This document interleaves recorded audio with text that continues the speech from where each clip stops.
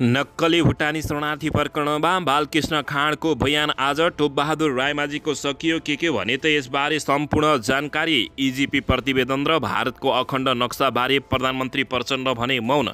एक अर्कालाई दबावमा राख्दै नेपाल र भारत बीच मध्यबन्धु सम्झौता, बिग्रिन लागेको माहौल सम्हाल्दै नेपाल भारत बीच 7 बुँदे सम्झौता, नागरिकता विधेयकमा राष्ट्रपति रामचन्द्र पौडेल र प्रधानमन्त्री पुष्पकमल दाहाल प्रचण्डको अक्षम गल्ती, नागरिकता विधेयक प्रमाणीकरण विरुद्ध आवश्यकता परे सडकबाटै प्रतिवाद गर्ने रवि लामिछानेको घोषणा, नागरिकता विधेयकबारे केपी शर्मा ओली मौन, सुभाष चन्द्र नेमाङको दोहोरो बोली, शीतल निवासको तर्क सांसदको सम्मान, नेकपा एमाले सचिवालयको बैठक बस्दै केन्द्रीय सदस्यको कार्य विभाजन गरिने, बिग्रिन लागेको माहौलमा नेपाल र भारत बीच के भयो त सम्झौता, यसबारे सम्पूर्ण जानकारी प्रधानमन्त्री पुष्पकमल दाहाल प्रचण्ड र भारतीय राष्ट्रपति मुर्मु बीच भयो भेटवार्ता, प्रचण्डको दिल्ली भ्रमण ऊर्जा व्यापारमा महत्त्वपूर्ण सम्झौता, इजिपी र सीमा विवादले पाएन औपचारिक प्रवेश, नेपालबाट भारतले आगामी 10 वर्षमा 10,000 मेगावाट विद्युत किन्ने मोदीको प्रतिबद्धता, प्रचण्ड विरुद्ध युद्ध अपराधको मुद्दा चलाउन माग गरेको निवेदन दर्पित गर्ने आदेश विरुद्ध निवेदन, प्रचण्ड र रवि लामिछानेपछि बालेन्द्र शाह पनि भारत भ्रमणमा, उपमेयर सुनिता डङ्गोललाई कार्यभागको जिम्मेवारी, भारतबाट रवि लामिछानेको आक्रोश, शान्त विद्रोहका चरणबद्ध कार्यक्रम सुरु गर्नुहोस् र सांसद विकास कोष खारेजीको माग गर्दै राष्ट्रिय स्वतन्त्र पार्टीद्वारा संकल्प प्रस्ताव दर्ता, हर्क साम्पाङ भन्छन् हामी पनि अखण्ड नेपाल भन्दै टिस्टा र काँगडासम्मको नेपालको नक्सा बनाऊ, नागरिकता विधेयक प्रमाणीकरण भारतको स्वार्थ अनुसार भएको चित्रबहादुर केसीको भनाई, दरबार हत्याकाण्डको 22 वर्ष पुरा, अझै रहस्यको गर्भभित्रै भैरवा र पोखरा उडान गर्न भारतीय एयरलाइन्स कम्पनीलाई प्रधानमन्त्री पुष्पकमल दाहाल प्रचण्डको भनाई, नागरिकता विधेयकले लियो नेपालमा निकै ठुलो उग्र रूप, नेता झलनाथ खनालले भने नागरिकता विधेयक प्रमाणीकरण गर्नु संविधान विपरीत। अब हेर्नुहोस् पुरा समाचार।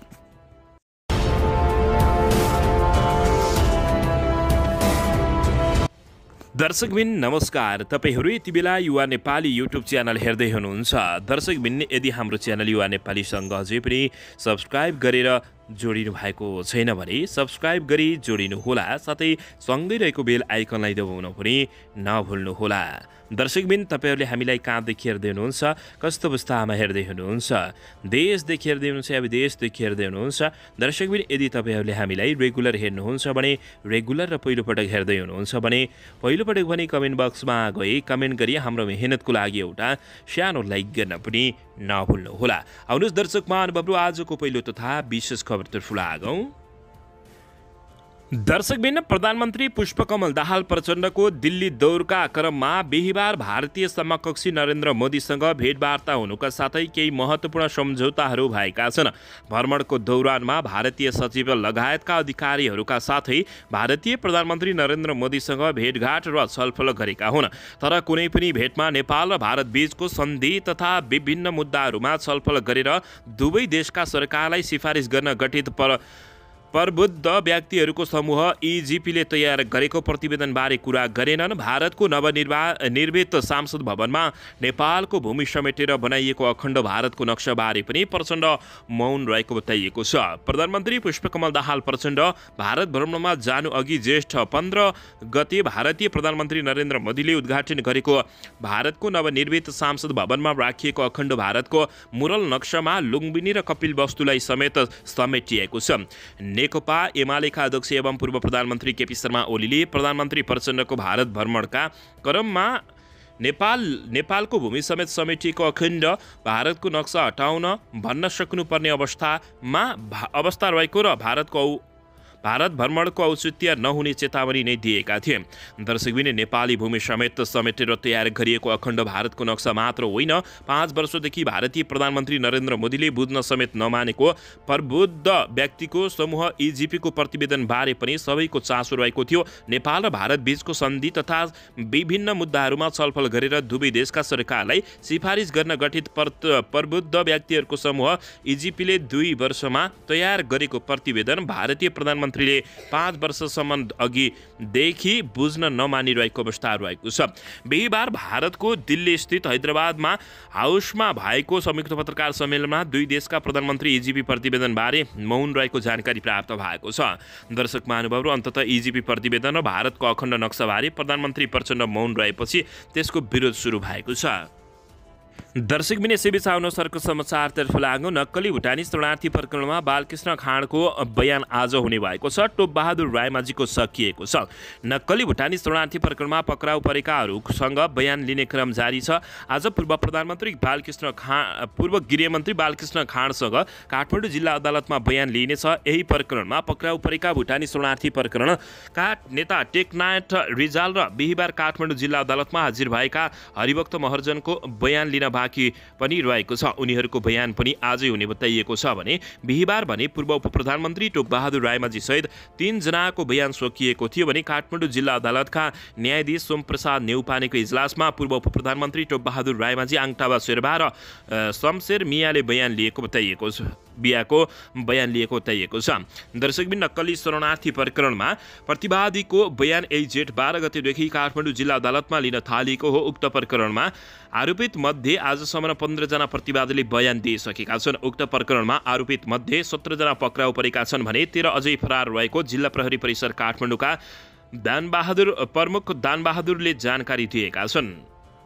दर्शकबिन यसैबीच यता नागरिकता विधेयक प्रमाणीकरण विरुद्ध आवश्यक परे सडकबाट प्रतिवाद गर्ने रवि लामिछानेले घोषणा गरेका छन्। राष्ट्रिय स्वतन्त्र पार्टी रासपाले राष्ट्रपति रामचन्द्र पौडेलले सांसदलाई छलेर असंवैधानिक रूपमा प्रमाणीकरण गरेको नागरिकता विधेयक विरुद्ध आवश्यक परेको खण्डमा सडकबाट समेत प्रतिवाद गर्ने चेतावनी दिएका छन्। राष्ट्रिय स्वतन्त्र पार्टीका महामन्त्री तथा प्रवक्ता डाक्टर मुकुल ढकालले बिहिबार विज्ञप्ति जारी गर्दै राष्ट्रपतिले प्रमाणीकरण गरेको नागरिकता विधेयक विरुद्ध सदन आवश्यक परे सडकबाट सशक्त प्रतिवाद गर्ने चेतावनी समेत दिएका छन्।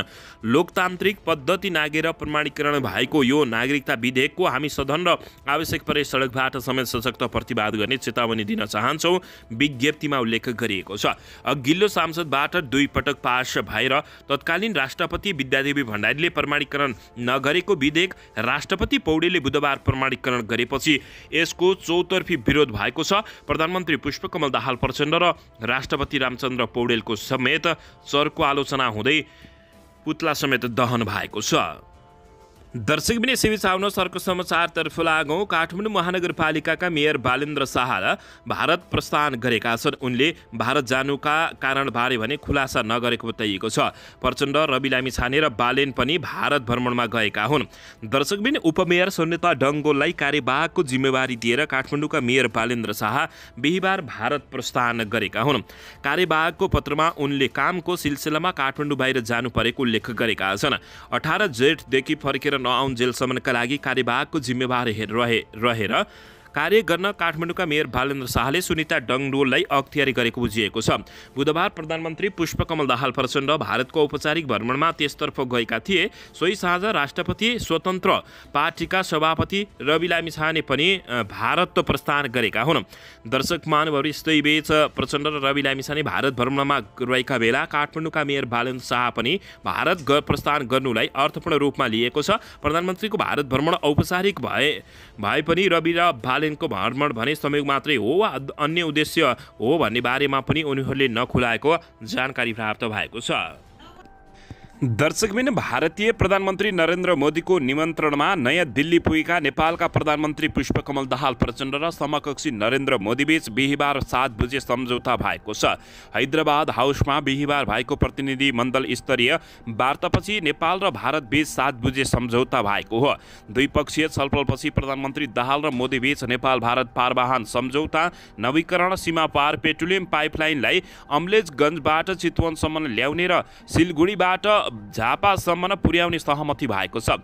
त्यस्तै राष्ट्रिय परराष्ट्र मामलामा अध्ययन प्रतिष्ठान र सुषमा राज इन्स्टिच्युट बीच सहकार्य गर्ने, चाँदनी दोधारामा एकीकृत जाँच चौकी बनाउने, तल्लो अरुणको डिपिए गर्ने र फुकोट कर्णाली भारतीय कम्पनीले बनाउने सहमति भएको हो। प्रधानमन्त्री दाहाल र समकक्षी नरेन्द्र मोदीले संयुक्त पत्रकार सम्मेलन गर्दै सहमतिबारे जानकारी गराएका छन्।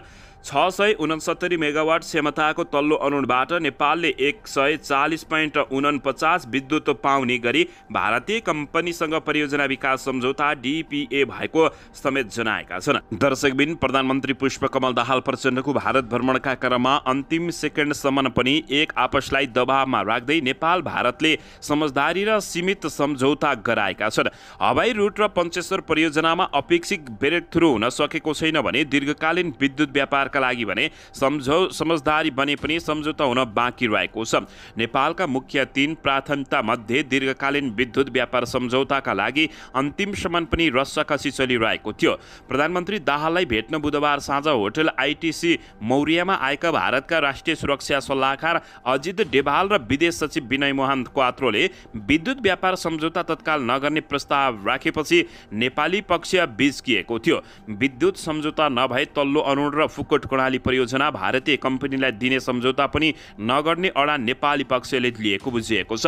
बिहीबार बिहानसम्म यो विषय अन्नोल रहेको थियो। प्रधानमन्त्री दाहाल गान्धी स्मारक राजघाट हुँदै भारतीय समकक्षी नरेन्द्र मोदीलाई भेट्न हैदराबाद हाउसतर्फ जाने गरी हिँड्ने तयारीमा थिए। 11 बजेदेखि हैदराबाद हाउसमा दुई प्रधानमन्त्री बीच भेट